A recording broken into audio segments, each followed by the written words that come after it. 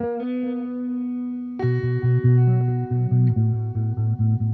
right, so let's look specifically right now for investments at the stock market. We mentioned it a bunch already in this section, but there's different things you can invest in. So let's dig down briefly here just into stocks. All right, so the number one thing to take away from this is super important when you're investing, and it's the hardest lesson I think that most people who invest in the stock market don't really get. And it's a really easy concept, which is if you're in it for the long run, which you should be, it is going to be volatile. And by volatile, I mean it's going to go up, it's going to go down. Right now we're in a really high up, it's spiking like crazy. But we've seen it crash before, you know. When COVID first hit, that bottomed out and it rebounded. And you know, when there was a housing bubble and a dot-com bubble, there's all these things that blow up and then it crashes.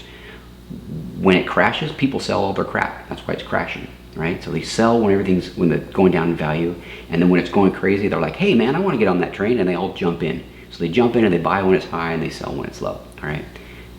The message to you is to keep buying in good times and in bad.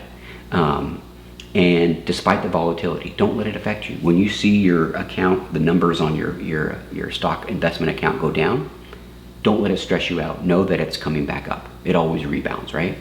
Don't let volatility direct you. That's, if you can remember that message and keep the long-term view, you'll be all right.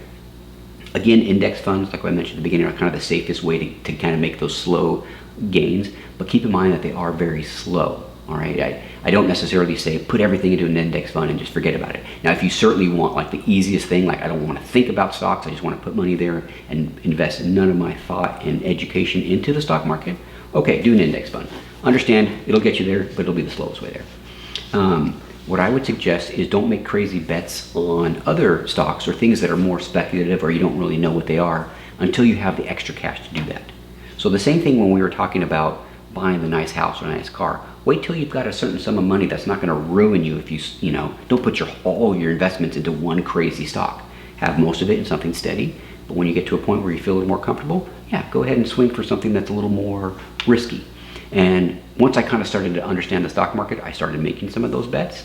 And I went in knowing I might lose this money, maybe even all of it, and I've had at least one loss that way.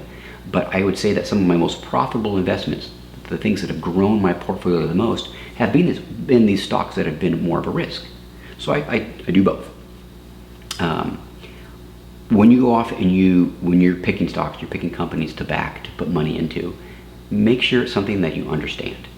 All right, sometimes you'll hear somebody say like, ooh, this is the greatest new stock, and it's some technical thing, and you have no idea what they're actually doing or how they're doing it. You're just hearing that it's a cool thing.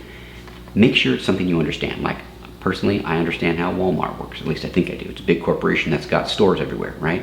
It's been around for a while. It's probably going to continue to be here. They're innovative. They're continuing to put money into like online shopping. To me, that feels like a good bet. So I put money into them. I understand it. All right, I'm not trying to advocate specifically for Walmart, but I'm just saying it's something that's easy to understand, and they have plans for the future, and they seem like they're making the correct moves to grow their business. Make sure it's not something that's in the middle of a hype bubble. You guys firsthand saw a hype bubble, a few weeks back when everyone's talking about one crazy stock that's going through the roof, and what happens with bubbles? They pop, right? One thing I like to do too is if I see a really good company that have a temporary setback, like maybe they had a bit of bad news or they did something, where it kind of pissed off people to sell their stocks for a split second, but fundamentally the company's still good, get it in at the cheaper price. And so I've done that and made money off of that as well.